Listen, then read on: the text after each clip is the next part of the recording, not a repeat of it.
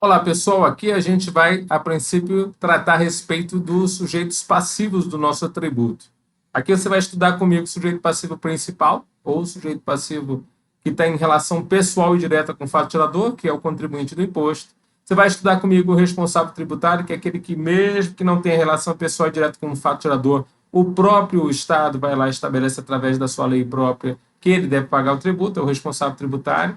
Nós temos o substituto tributário, que aí está dentro do programa da restituição tributária, que a gente vai ver que é um tema muito importante aqui para a nossa prova. A gente vai falar sobre detalhes a respeito disso.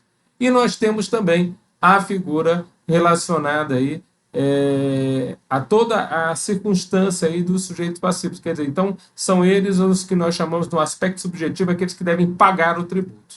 Tá bom? Então, vamos falar a respeito, primeiramente, do contribuinte, sujeito passivo direto. Então, ó, contribuinte do imposto é qualquer pessoa, que pode ser uma pessoa física, uma pessoa jurídica, que realize com habitualidade ou em volume que caracteriza intenção comercial. Então, aqui são as duas características mais importantes de ser contribuinte do imposto. É a habitualidade ou é o volume. E realize o quê? Operações de circulação de mercadorias ou prestação de serviços de transporte interestadual, intermunicipal e de comunicação, ainda que as operações e as prestações se iniciem no exterior. É também importante a pessoa física ou jurídica que, mesmo sem ter habitualidade ou intuito comercial, venha a importar mercadorias ou bens do exterior, qualquer que seja a sua finalidade, seja destinatário de um serviço prestado no exterior cuja prestação se tem iniciado no exterior, ou adquire em licitação mercadorias ou bens apreendidos ou abandonados no exterior.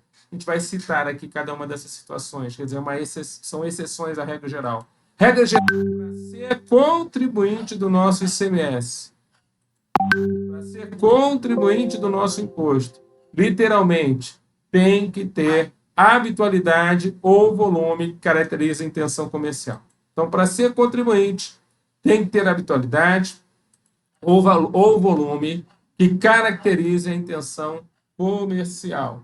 Então, o que acontece aqui? Para nós, para ser contribuinte, ou tem habitualidade ou tem volume. Então, regra geral.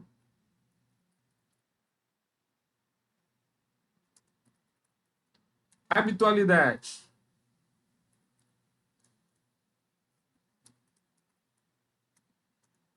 Fazer fatos geradores. Fazer fatos geradores do ICMS com frequência. Então, a habitualidade para nós é a frequência. Então, a habitualidade é algo que, a princípio, se caracteriza que é contribuinte do imposto, porque ele faz com uma grande frequência. E volume? Volume,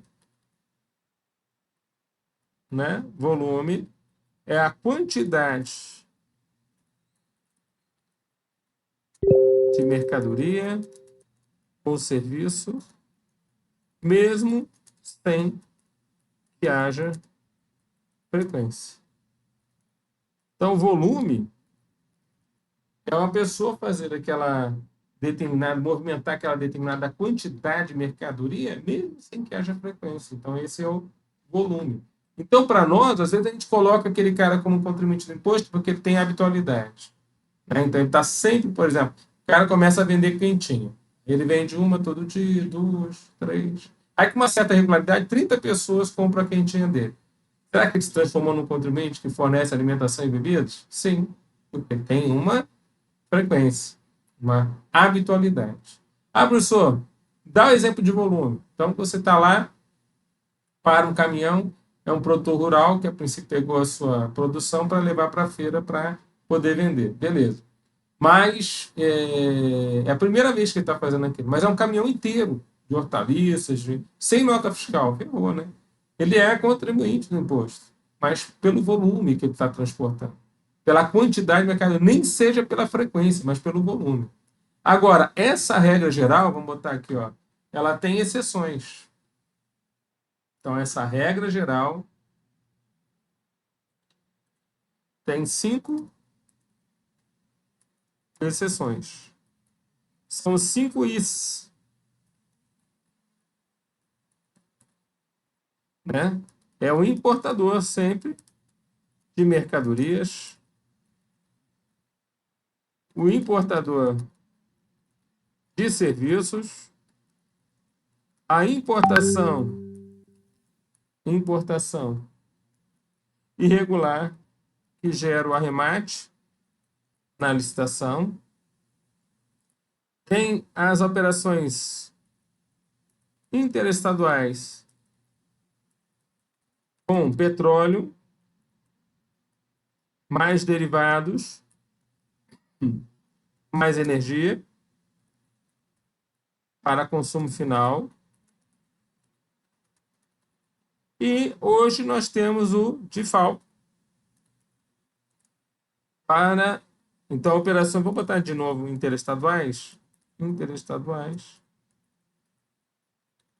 Diferencial de alíquota. Tá bom? Então, aqui nós temos, veja só, como a gente tem 5 Is agora. Aqui, ó. Importador, importação, interestaduais e interestaduais. Tá bom? Então, vamos guardar isso? Guardar a regra geral, que é a habitualidade ou volume, e guardar as 5 exceções? Beleza, professor. Então, vamos lá para estudar de novo a regra. A regra está aqui, ó. Contribuinte é aquele que tem habitualidade ou em volume, caracteriza intuito comercial, faz operações com mercadorias e prestação de serviço. É também contribuinte a pessoa física ou jurídica que, mesmo sem habitualidade ou intuito comercial, importe mercadorias do exterior ou bens do exterior, qualquer que seja a sua finalidade. Seja destinatário de um serviço prestado no exterior, então é importador de serviços, ou cuja prestação se iniciou no exterior. Adquire em licitação mercadorias ou bens apreendidos ou abandonados, importação irregular. Mas tem mais 2, eu falei para você. Uma outra está aqui, ó. Adquira lubrificantes e combustíveis líquidos, gasosos, derivados de petróleo e energia elétrica oriundas de outro estado, quando não destinados à comercialização ou industrialização, ou seja, é para consumo final. Adquire petróleo e energia elétrica para consumo final. E a outra, vou pular aqui, ó. A outra está aqui, ó. É ainda contribuinte do imposto nas operações ou prestações interestaduais que destinem mercadorias, bens e serviços ao consumidor final, quando domiciliado ou estabelecido no estado do Acre, em relação ao DIFAL, ó. Diferença entre a alíquota interna e a alíquota interestadual. O destinatário da mercadoria, bem ou serviço, na hipótese de ser contribuinte do imposto. Então, se for o destinatário contribuinte de imposto, ele mesmo paga o DIFAL. O remetente da mercadoria, bem ou serviço, ou o prestador de serviço, se o destinatário não é contribuinte do imposto. Então, se você está vendendo para a dona Ana não é contribuinte, mas ela está no estado do Acre, quem vai ser o remetente é que vai pagar o nosso DIFAL para o nosso estado. Então, por isso, eu coloquei aqui as 5 exceções. Importador de mercadoria, importador de serviço, importação irregular na arrematação e licitação, operações interestaduais com petróleo e derivados de energia para consumo final, e operações interestaduais com DIFAL, seja para contribuinte ou não contribuinte. Tá certo? Então, olha aqui. Essas situações são todas excepcionais. Vou falar de novo. São situações excepcionais. A regra geral está ali na nossa lousinha. É ter habitualidade ou volume para ser considerado contribuinte no imposto. As exceções não precisam habitualidade, não precisam volume. Bom, como é que cai isso aqui na prova? O cara pega um não contribuinte do imposto e bota ele para importar. Então ele fala assim, ó, uma prefeitura importou pela primeira vez um aparelho de raio-x para o hospital municipal. Aí você vai dizer assim, não incide ICMS porque é hospital. Não incide ICMS porque a prefeitura não é contribuinte do imposto. Letra C, incide ICMS porque, a princípio, mesmo sem habitualidade, o importador é contribuinte do imposto. Tuts. Então, eles fazem cair dessa forma. Tudo bem? Eles gostam de cobrar isso aqui, normalmente colocando um não contribuinte do imposto para ser contribuinte por ser um importador, ou por comprar de forma interestadual derivado de petróleo, ou por ser o responsável por pagar o DIFAL, e assim por diante. Tá bom? Bom, aí ele continua aqui, ó. Pulei esse aqui, ó. Parágrafo 2º. A condição de contribuinte do imposto independe de encontrar-se a pessoa regularmente constituída ou estabelecida. Ou seja, não importa se ela tem inscrição no cadastro fiscal aqui do Estado, não importa. O fato é que ela é contribuinte porque ela faz acontecerem fatos geradores do ICMS. inclusive para efeito do artigo 48, bastando que configure uma unidade econômica que pratique as operações ou prestações definidas na lei como fatos geradores do imposto. Fechou? Então, não importa se está regularmente constituída ou não está regularmente constituída. Bom, agora nós vamos a um conceito importante do que é o nosso estabelecimento. Porque normalmente a gente vai fiscalizar a empresa e a empresa está num estabelecimento. O estabelecimento é o local físico onde acontecem os fatos geradores do tributo. Mas esse estabelecimento pode ser a céu aberto, pode ser um galpão e um barracão, pode ser uma sala comercial.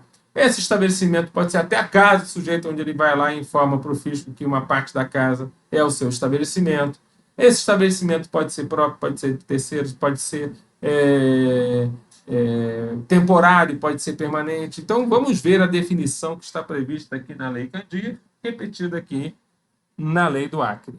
Para efeitos desta lei, estabelecimento é um local. Eu vou acrescentar uma coisinha aqui nessa definição. Toda vez a gente fala de local, mas esse local ainda não é um local virtual, viu? É um local físico. Privado ou público. Edificado ou não.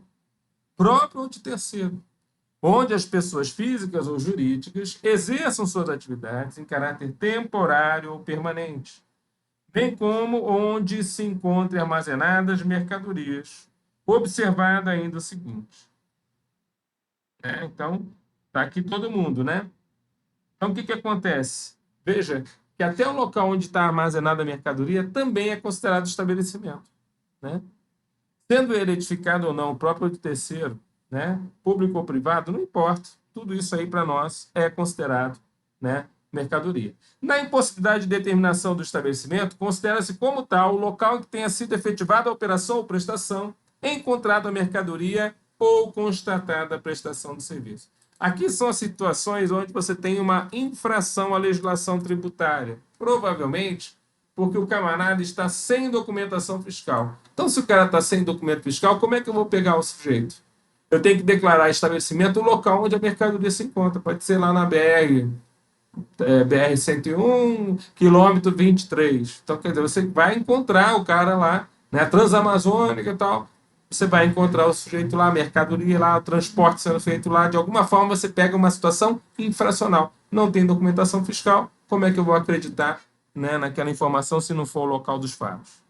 O inciso número 2 foi declarado inconstitucional pelo Supremo Tribunal Federal, inclusive no texto da própria Lei Candir. Mas presta atenção que esse inciso, mesmo declarado inconstitucional, ele, na realidade, está vinculado a um texto de uma outra lei complementar federal de caráter nacional, que é o Código Tributário Nacional.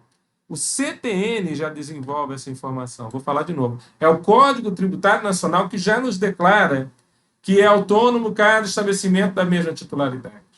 É o CTN, no artigo 127, inciso 2, que fala da autonomia dos estabelecimentos. Cada estabelecimento tem que cumprir suas obrigações. Obrigações essas acessórias. Cada estabelecimento emite sua nota fiscal. Cada estabelecimento tem sua inscrição cadastral estadual. Você entendeu? Então, isso para nós ainda está vigente. Tomem cuidado para a prova. Considera-se também estabelecimento autônomo? Considera-se também estabelecimento autônomo o veículo empregado no comércio ambulante e na captura do pescado.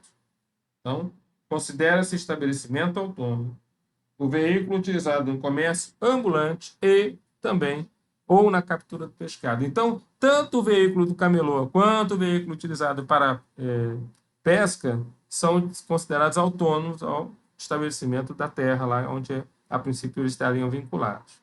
Então, a princípio, cada um deles tem que ter seu alvará para funcionamento, cada um deles tem que cumprir suas obrigações. É isso que diz aí esse texto propriamente dito. Tá bom?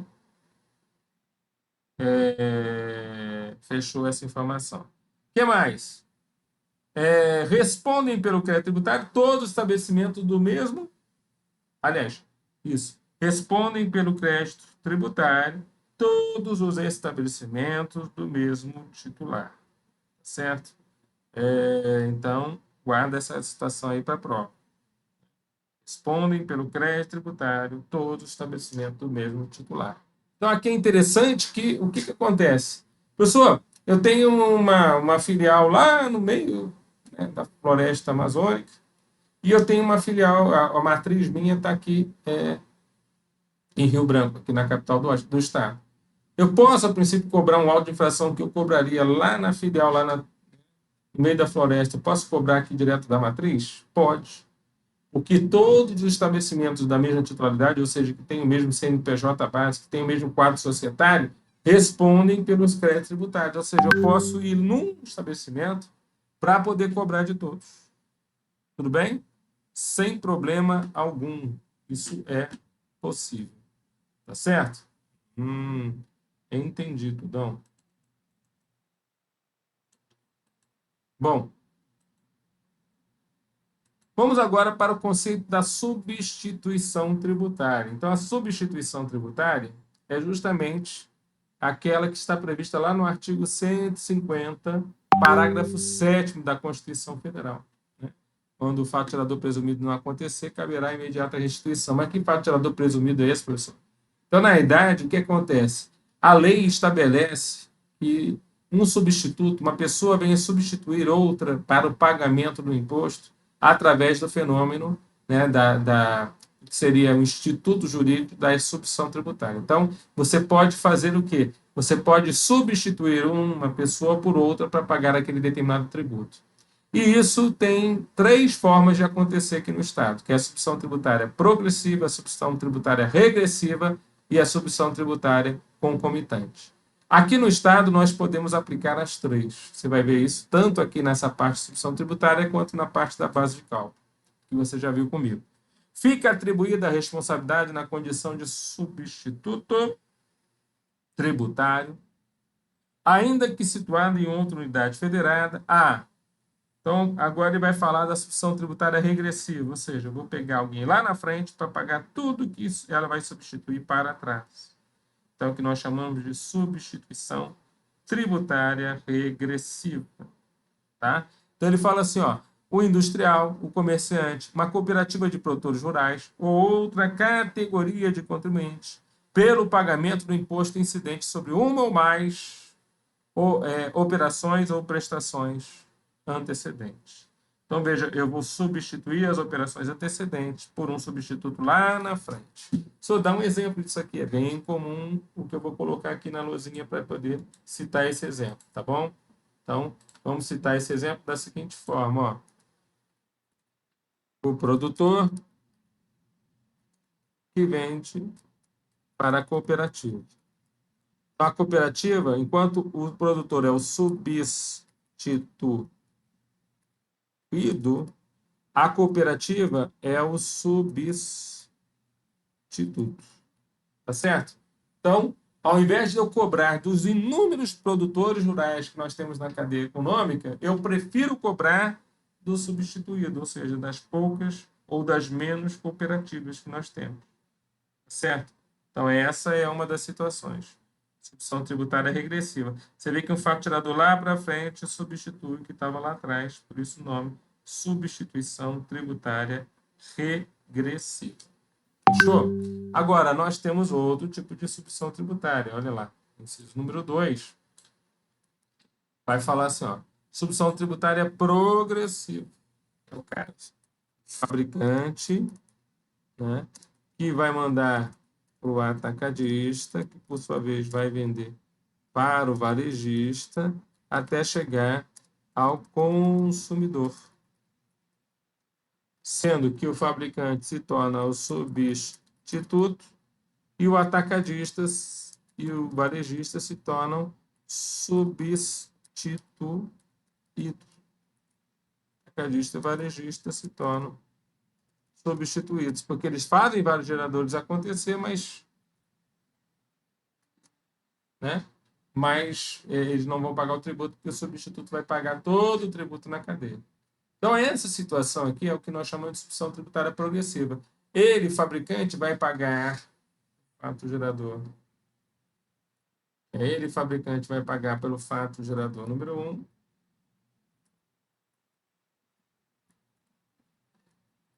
Mas ele vai pagar também pelos faturadores 2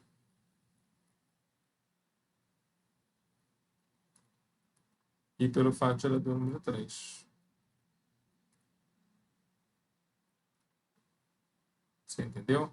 Então, na idade, na subção tributária progressiva, eu já conheço o faturador número 1, que está saindo do fabricante. Fabricante de cigarro, fabricante de sorvete, fabricante de bebidas, entram aqui. Mas, ele é a garganta da cadeia econômica. Mas, eu não sei exatamente como que vai acontecer lá com o atacadista e nem com o varejista. Tá certo? Então, essa é a situação aqui para a gente poder levar para a prova. Beleza? Entendi.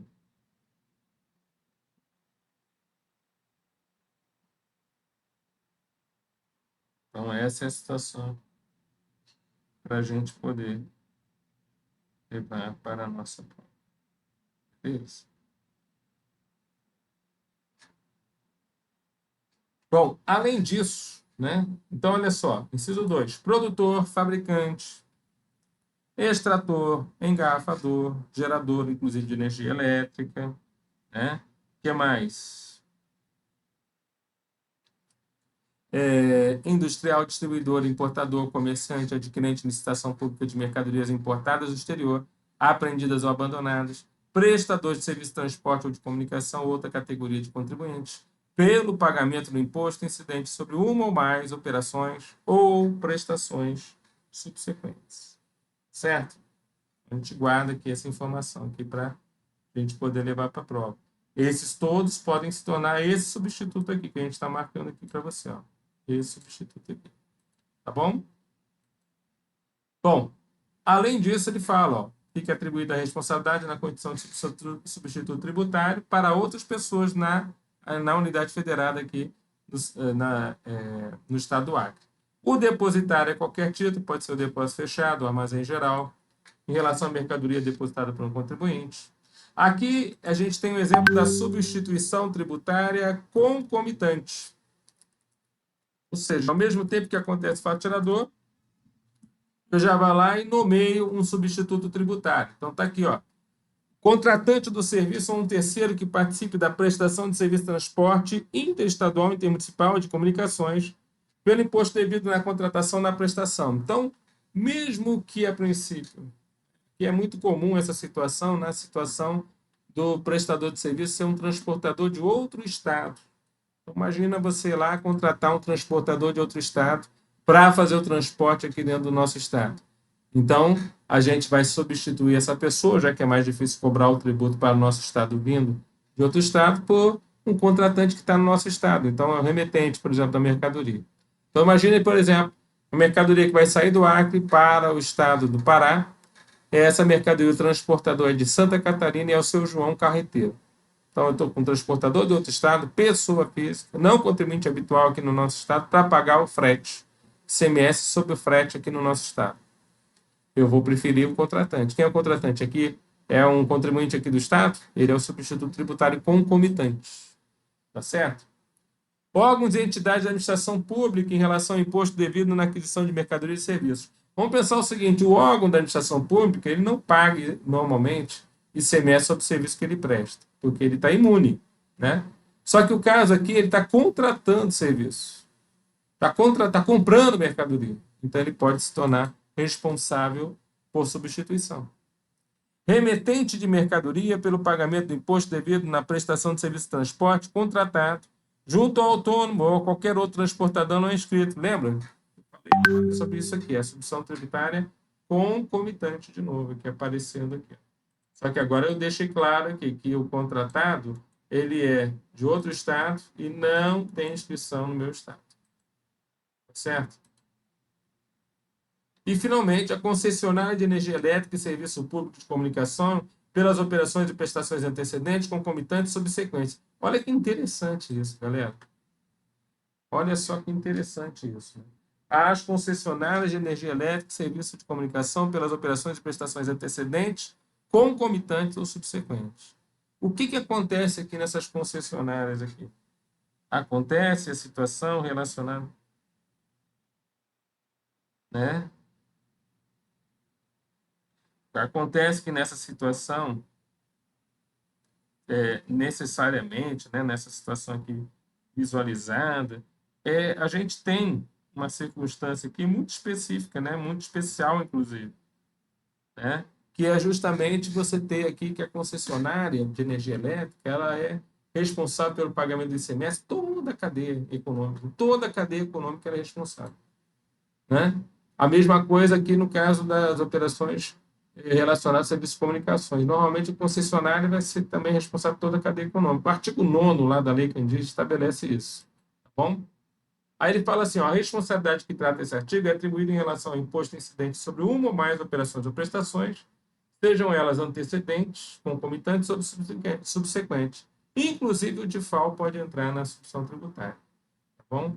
Incluindo o DIFAL, professor, exatamente. Incluindo o DIFAL pode entrar na substituição tributária.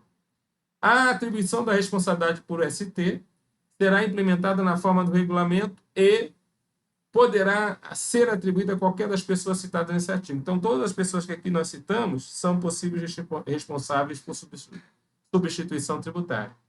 Poderá dar-se em relação a mercadorias relacionadas em anexo e nas seguintes hipóteses. Venda porta a porta. O que é a venda porta a porta? Produtos da Natura. Então, ao invés de eu cobrar, por exemplo, de cada vendedor, né, individual, eu vou cobrar tudo da fabricante, né? Vendas, então a primeira aqui é a venda porta a porta. Substituição tributária nas operações anteriores. Então, na realidade, né, as operações anteriores é a substituição tributária regressiva. Substituição tributária nas prestações de serviços sujeitos ao regime de substituição tributária e antecipação do recolhimento do imposto com encerramento de tributação. Lembra que eu falei para você que existe antecipação do recolhimento do imposto, que pode ser com ou sem encerramento da tributação? Com o encerramento da tributação é quando você manda o atacadista que está comprando de outro estado pagar por ele, pelo varejista, até chegar ao consumidor final. Então, ele paga tudão, encerrando a tributação. Tá certo? Por isso que ele fala que isso aqui é uma hipótese de substituição tributária, porque você está pagando por outra pessoa. Substituir é você pagar por alguém. Tudo bem? O que mais que nós temos aqui? Nas operações ou prestações previstas em convênio ou protocolo firmado com outras unidades da federação, celebrado pelo Conselho Nacional de Política Fazendária, na forma da Lei Complementar 24/75, após então a ratificação pelo Estado do Acre. O que acontece? Existe a possibilidade de substituição tributária justamente prevista através dos convênios do CONFAS. Inclusive, a substituição tributária ultrapassa a fronteira do Estado se algum acordo celebrado perante o CONFAS é assinado. Tudo bem? Que, em regra, a substituição tributária não ultrapassa a fronteira, mas pode fazê-lo se houver acordo, convênio ou protocolo sobre isso. Aí ele fala, o disposto no inciso 5 do artigo, ou seja, a não incidência para as unidades que a princípio sejam da União, Estado, município, diz respeito unicamente às pessoas de direito público nas áreas federal, estadual e municipal, condiciona-se à celebração de convênio pela Secretaria de Estado da Fazenda, ou seja, mediante convênio eu posso tornar a União substituta tributária aqui no Estado. Mediante convênio eu posso tornar o município substituto tributário aqui no Estado. O Poder Executivo poderá determinar a suspensão da aplicação do regime de substituição tributária no todo ou em parte, em relação a um determinado contribuinte substituto que descumprir obrigações estabelecidas no regulamento. Então, eu posso tirar o cara, suspender o cara de ser, a princípio, estar dentro da substituição tributária, ou pode determinar ao adquirente da mercadoria ou do serviço em lugar do remetente ou prestador, a atribuição da responsabilidade pela retenção e recolhimento do imposto em relação às operações ou às prestações subsequentes. O disposto nesse artigo não se aplica, ou seja, não temos substituição tributária. Quando é que a gente não tem substituição tributária?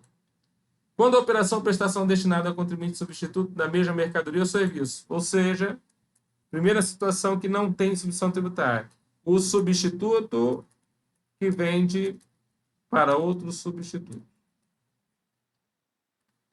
Então, quando você tem substituto para outro substituto, Você vai dizer que incide normal o tributo aqui, ó, incide. E o segundo é que vai ter a saída com substituição total. Então, a substituição tributária vai acontecer no segundo. Tá certo? Então, é aquele fabricante de refrigerante que vende para outro fabricante de refrigerante. Então, é substituto, vender para substituto. Não tem ST aqui no Estado. Só o segundo é que vai fazer ST para o restante da cadeia econômica. Transferência de mercadoria para outro estabelecimento do contribuinte substituto. Então, a empresa A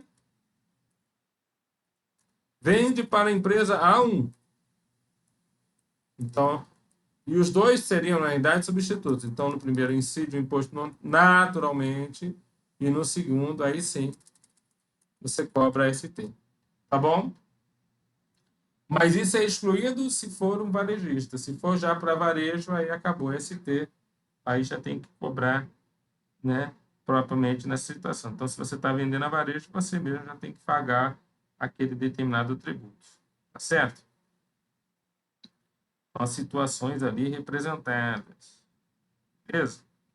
Bom, continuando aqui, como ele cita aqui para nós, né? Então, a gente tem essas informações. Vamos aqui colocar aqui essa situação para a gente poder levar para a prova. Aí ele cita aqui para a gente, né? A responsabilidade pelo imposto devido nas operações entre o associado e a cooperativa de produtos do qual faça parte fica transferida para destinatário. Então, o produtor para a cooperativa transfere para destinatário. O disposto para o anterior é também aplicável às mercadorias remetidas pelo estabelecimento da cooperativa de produtores para estabelecimento no Estado, né, do Acre, da própria cooperativa, ou de uma cooperativa central, ou de uma federação de cooperativas, da qual a cooperativa remetente faça parte. Então, guarda essas informações aqui para nós, que elas são importantíssimas. E aí a gente está percebendo como é que funciona a situação aqui das cooperativas mandando para a cooperativa da qual, a princípio, aquela determinada empresa faça parte. Tá bom? Bom, aí ele fala: a adoção do regime de substituição tributária que se refere ao artigo anterior, nos casos em que o responsável pela retenção esteja localizado em outra unidade federada, dependerá de um acordo específico celebrado pela Secretaria da Fazenda com a unidade federada envolvida. Então, para haver mudança de estado, tem que haver acordo específico. A responsabilidade pela retenção, nos termos desse artigo, é também atribuída ao contribuinte localizado em outra unidade federada que realizar a operação destinada ao Estado do Acre com petróleo, inclusive lubrificantes e combustíveis líquidos e gasosos derivados de petróleo, em relação às operações seguintes, e as empresas geradoras ou distribuidores de energia elétrica nas operações internas oriundas de outra unidade federada, desde a produção e importação até a última operação. Então, aqui são as duas situações possíveis aqui também quanto à nossa substituição tributária. Nas operações que trata o parágrafo anterior, que tenham como destinatário um consumidor final localizado no Estado do Acre, o imposto incidente na operação devido ao Estado do Acre será, na forma do artigo anterior, retido e pago pelo remetente. Então, vamos lembrar que sempre que houver operações interestaduais com petróleo, derivado de petróleo e energia elétrica, o Estado do Acre vai ficar com boa parte dessa tributação, aliás, com toda a parte dessa tributação, se for o Estado do consumo final. Cabendo ao remetente pagar todo o imposto para, arrecadar todo o imposto para o destinatário. Bom, agora a gente vai para o artigo mais importante desse texto todo, ou que é mais lembrado em prova, talvez porque ele venha do texto constitucional, mas realmente a substituição tributária tem na sua direito à restituição o tema mais importante de prova. Porque normalmente os caras colocam esse texto, eles não conseguem desvincular esse texto, por exemplo, de uma prova de concurso para a área fiscal relacionada ao ICMS. Então, legal. O que acontece aqui? Eu estou aqui na substituição tributária progressiva, onde lá o distribuidor de petróleo dá a saída do petróleo, né, através de um caminhãozinho, e o caminhão vira. E aí, fatos geradores presumidos, que seriam a venda para o posto de gasolina, a venda ao consumidor final, não vão acontecer. Então, esses fatos geradores presumidos que não vão acontecer já foram cobrados daquele que adquiriu da distribuidora de petróleo, do contribuinte substituído. E aí? Caberá restituição? É assegurado ao contribuinte substituído. Então, a primeira coisa que normalmente cai na prova que não é o substituto que tem direito à restituição, mas quem arca com ônus. E quem arca com ônus é o contribuinte substituído. Então, é assegurado ao contribuinte substituído o direito à restituição do valor do imposto pago por força da substituição tributária correspondente ao fato gerador presumido que não veio a se realizar. O que é o fato gerador presumido que não se realiza? É justamente aquele relacionado ao que nós chamamos aí, a situação relacionada ao tributo. Formulado o pedido de restituição e não havendo deliberação no prazo, então, de 90 dias, esse prazo cai na prova, 90 dias é o prazo para que se dê a restituição, o contribuinte substituído pode diretamente se creditar. Então, ele vai lá na sua escrita fiscal, que é o livro Registro de Apuração de ICMS, ou RAICMS. Então, ele vai lá no RAICMS e se credita do valor do imposto, do valor objeto do seu pedido, devidamente atualizado, segundo os mesmos índices aplicáveis à cobrança do imposto. Vamos lembrar que os índices aplicados à cobrança do imposto aqui no nosso estado é justamente a taxa de juros Selic. Então, você vai usar a Selic para poder atualizar o valor do teu imposto.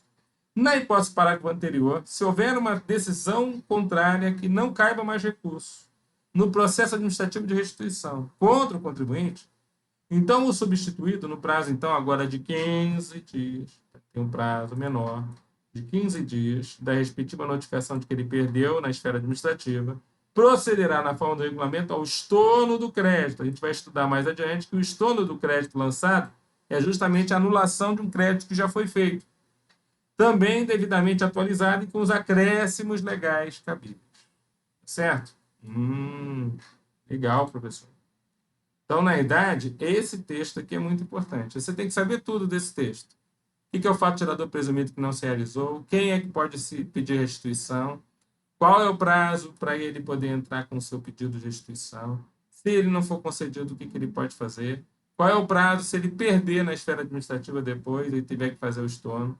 Se a restituição pode ou não ser corrigida? Se o estorno do crédito que ele fez indevidamente lá na frente pode ou não ser corrigido? Tudo isso é matéria de prova. Tá bom? Bom, no serviço de transporte interestadual ou intermunicipal de comunicação, quando a prestação for efetuada por mais de uma empresa, a responsabilidade pelo pagamento, então, do ICMS poderá ser atribuída por convênio celebrado entre o Estado do Acre e outras unidades federadas, aquela que promover a cobrança integral do respectivo valor diretamente do usuário de serviço. Então, se o camarada for fazer várias prestações de serviço ao mesmo tempo, e uma delas é que cobra todo o tributo, então, havendo convênio, você pode cobrar o tributo dessa forma. Convênio a que se refere esse artigo estabelecerá a forma de participação de cada Estado na sua respectiva arrecadação. E, finalmente, terminando aí a matéria da substituição tributária, ele fala assim, o remetente ou prestador que destine bens ou serviços a consumidor final não contribuinte do ICMS localizado nesse Estado, poderá ser credenciado para efetuar a apuração e o pagamento do imposto devido mensalmente. Então, o remetente ou prestador que destine bens ou serviços a consumidor final não contribuinte, ele pode ser, veja, não deve ser, pode ser credenciado para efetuar pagamento do ICMS referente ao DIFAL devido todo mês. Tá legal, pessoal? Com isso, nós encerramos a parte, então, aqui relacionada à nossa substituição tributária. Fiquem com Deus, bons estudos, e até a próxima.